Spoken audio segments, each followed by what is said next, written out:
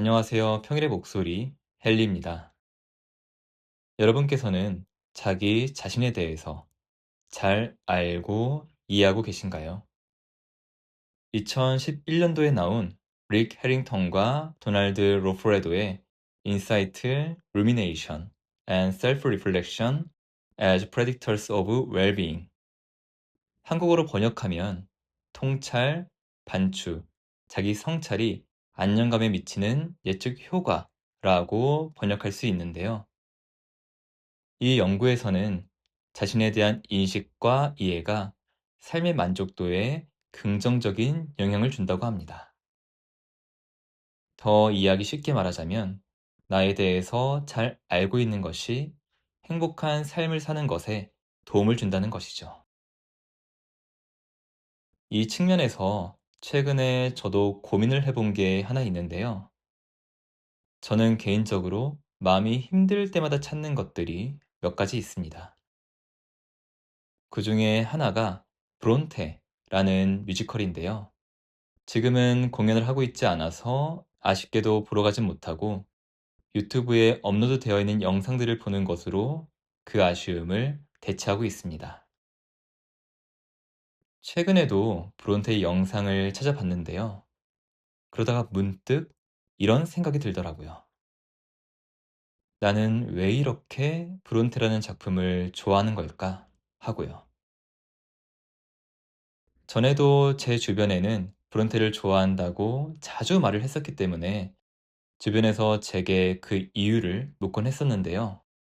그럴 때면 그냥 가족 간의 이야기는 내게 눈물 버튼인데 브론테는 가족의 사랑을 그린 뮤지컬이고 특히 배우가 너무 예쁘다 라고 말하면서 넘어가긴 했지만 사실 그것만으로는 10년 넘게 가장 좋아하는 뮤지컬이었던 지킬 앤 하이드를 제치고 저의 최고로 좋아하는 뮤지컬이 되기는 어려웠을 거잖아요. 사실 저도 그냥 막연한 감정만으로 브론테를 좋아하고 있었던 거여서 이번 기회에 그에 대한 막연한 감정을 정리해보자 라는 생각이 들었습니다. 제 마음속의 막연함을 언어로서 선명하게 정리할 때 나 자신에 대해서 더 선명하게 이해할 수 있으니까요. 제가 브론테를 좋아하는 이유를 한 문장으로 정리하면 작품 속 인물들의 이야기가 내 이야기 같아서 라고 정리할 수 있는데요. 이것을 좀 더 풀어서 설명해 보면 일단 작품 속 인물들의 삶이 우리와 크게 다르지 않다는 걸 의미합니다. 평범하다는 거죠.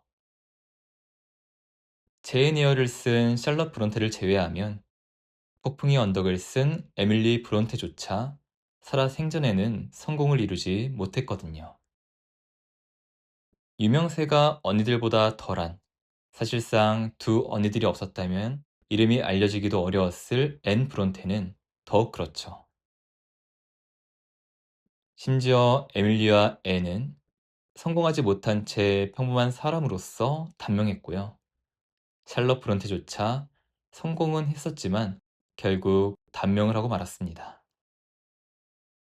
이와 같이 특별할 게 없는 평범한 삶이 제게 있어서 보다 공감하게끔 만든 한 가지 요인이었다면 그럼에도 불구하고 그러한 삶 속에서 자신이 원하는 것을 위해 치열하게 살아나갔다는 것. 심지어 그 당시 시대의 인식 속에서 여성이라는 핸디캡을 가지고도 본인들이 원하는 것을 위해 치열하게 살아갔다는 것이 제게 있어서는 힘들 때마다 브론테라는 뮤지컬을 찾게 되는 이유였습니다. 저는 브론테가 재연을 할 때 처음으로 공연을 보게 되었고 그 시즌에만 7번을 봤는데요. 그렇게 반복해서 보고도 매번 눈물을 흘렸던 이유도 이 때문이었다는 것을 정리를 하면서 알게 됐습니다. 그들의 치열함이 제게도 와 닿았고 그렇게 치열하게 살았음에도 불구하고 성취의 기쁨을 누리지 못한 채 생을 마감했고 그렇게 생을 마감하고도 치열하게 살아간 자신의 삶에 만족했었다는 것. 실제 브론테 자매들이 어땠을지는 모르겠어요. 하지만 뮤지컬 작품 속의 브론테 자매들은 그러했습니다.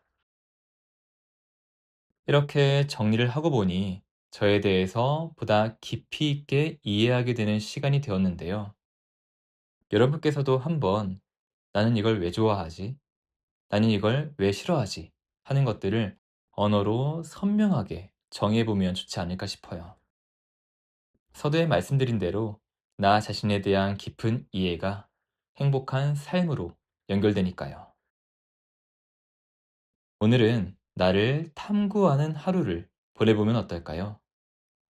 나에 대한 이해가 증진되었을 때 보다 행복한 일상을 보낼 수 있을 테니까요. 오늘 이야기는 여기까지입니다.